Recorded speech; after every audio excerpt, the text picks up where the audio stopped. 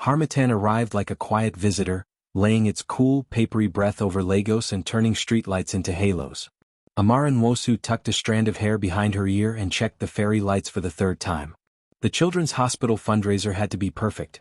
Paper lanterns strung along jacaranda branches, a choir warming up with "Oh Holy Night," and little stalls of puff puff and suya glowing like constellations. The generator coughed, faltered, then died. Darkness settled. A few kids squealed. Someone in the choir laughed nervously. "Hold on, no panic," a voice called. A man stepped into the spill of moonlight, tall and unhurried, a tool bag slung from his shoulder. "I'm Tolu," he said, tipping an invisible hat at Amara. Architect by day, fairy light whisperer by night. She wanted to roll her eyes, but the grin snuck up on her anyway. "I'm Amara. Event planner. Professional catastrophes deserve me." While the choir hummed to keep the children calm, Tolu knelt beside the socket boards and opened them with practiced care. Amara held her phone torch for him, their shoulders almost touching. She could smell sawdust and the citrus of his soap. He asked for cable ties. She passed them like a surgical assistant in a drama she had rehearsed in her head all week. Only her scripts never included this exact kind of warmth, the kind that uncurled something inside her. "Try it now," he said. She flipped the switch and the courtyard lifted into color. Children hooped as reindeer cutouts glowed and star garlands winked. Applause rose, but when Amara looked at Tolu, the sound thinned into something softer. A pocket of quiet where he stood smiling at the lights as if they were old friends. They had an accidental dance that night, truly accidental. Silent Night drifted from the choir, slow and tender, and a girl from the ward tugged Amara's hand, then Tolu's. "Dance," the girl commanded, with the unquestioning authority of a child who had learned that joy is non-negotiable. So they did, 3 steps and a sway, their hands a respectful distance, laughter finding room. When the girl let go to spin on her own, Amara and Tolu kept moving, the space between them thin as tinsel. "Thank you," Amara said when the final note faded. "For the lights?" Tolu asked. "For not making it complicated," she said, surprised by her honesty. "Let's see if we can keep it that way," he replied, and the promise folded itself into the night like a ribbon. He walked her to the gate, and they paused under a paper lantern painted to look like the moon. The lantern rocked, casting light and shadow across his face. There was no kiss, nothing so grand yet, but the charge of almost lingered the way cinnamon hangs on the inside of a mug. He tucked his hands into his pockets, like he was keeping something precious safe. "Tomorrow," he said. "Tomorrow," she echoed, not quite ready to name the tug she felt. The city's hum swelled again and the harmattan cooled her cheeks.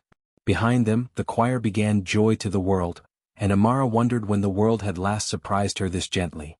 They made a game of Christmas, Amara and Tolu, counting miracles like children count doors on an advent calendar. Day 1. A food truck owner donated 50 lunch boxes for the pediatric ward. Day 2. The choir got a sponsor for new robes. Day 3.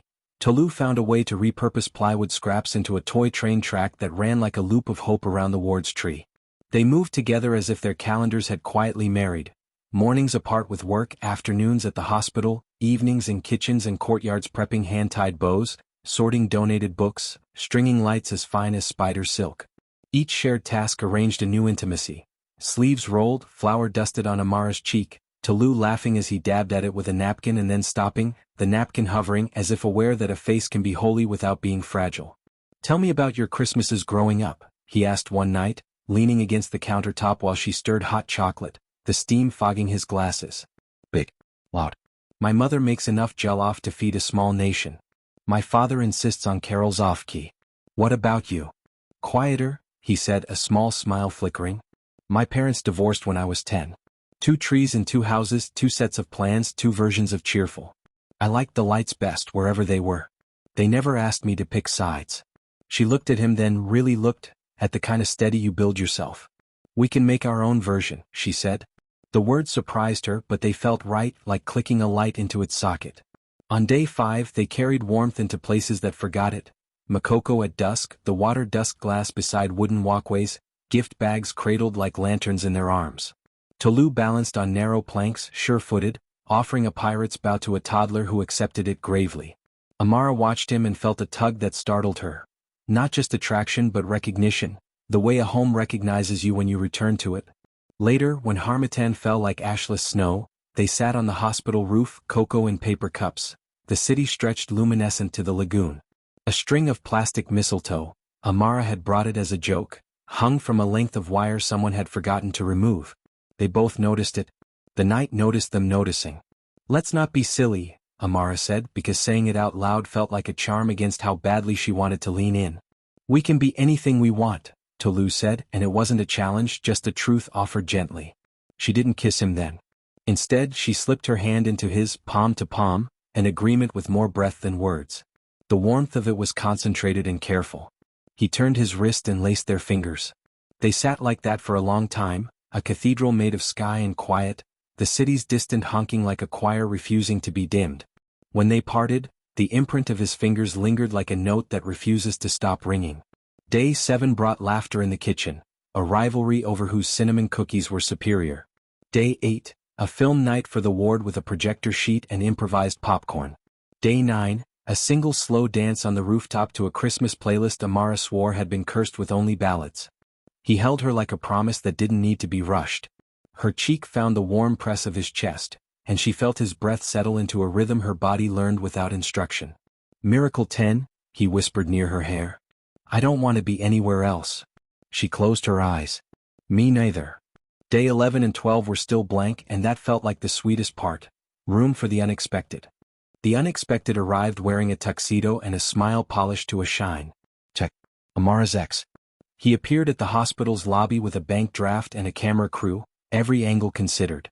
"For the children," he announced, but he looked at Amara the entire time, the past wrapped in expensive paper and a bow tied too tight.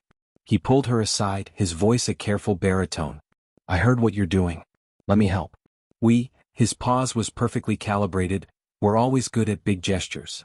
"We," she repeated softly, uneasy at how her memory tried to rearrange itself to fit his confidence.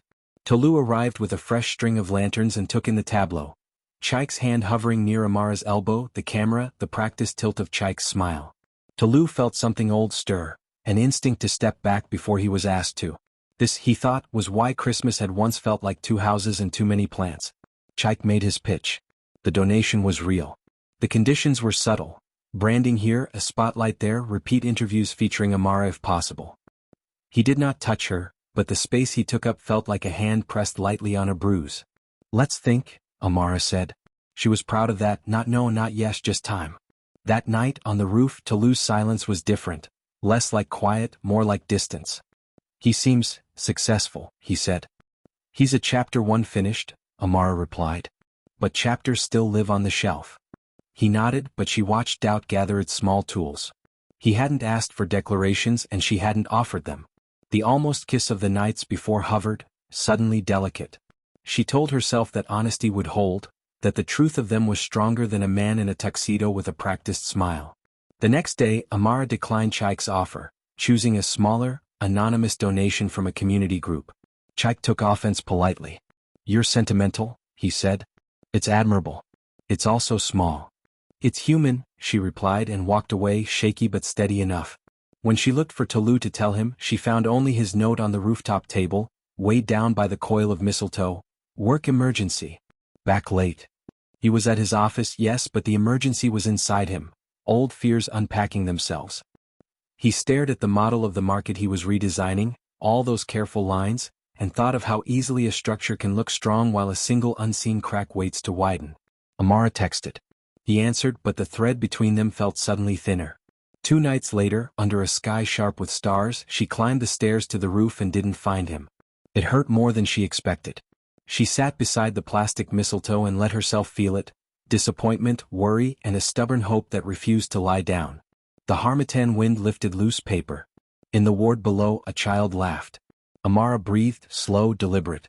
Love, her mother had said once, is not the absence of fear but the decision to speak anyway. She pulled out her phone and typed, "Christmas Eve. Midnight Mass at St. Dominic's. If you come, I'll be there. If you don't, I'll still be there." She pressed send, set the phone down, and let the night hold its breath with her. On Christmas Eve, Harmattan thickened until it felt like the sky was trying on the idea of snow. The city softened, even horns seemed to ask permission. Amara wore a simple red dress under a wool shawl, a nod to the cold that brushed her cheekbones. She walked to St. Dominic's through streets silvered by dust, her steps careful, her mind calmer than she thought possible. The church was a warm bowl of light, candles flickering, voices a-hush as the first notes of Once in Royal David City rose. Amara slipped into a pew near the aisle, leaving a space beside her because hope is practical like that. Halfway through the readings, the door opened and a figure paused in the narthex.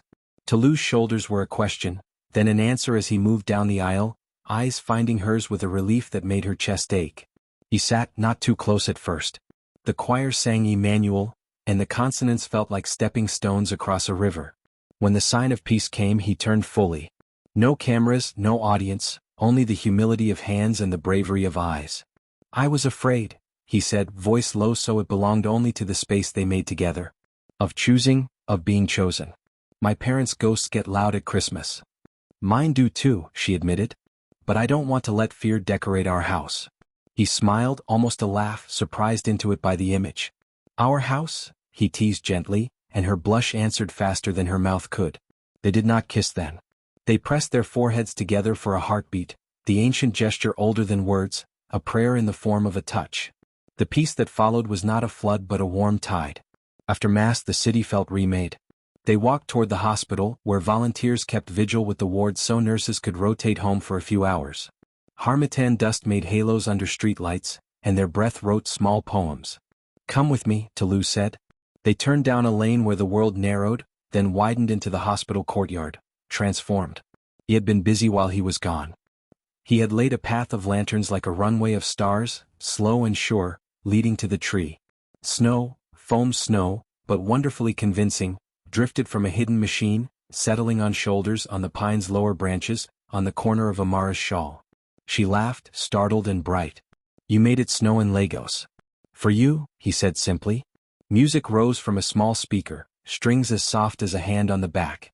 They stepped close without asking who would lead. They already knew. The dance was slow, unhurried, the kind that invents its own steps. He held her with a reverence that felt like a promise. No snatching, no trying to earn anything.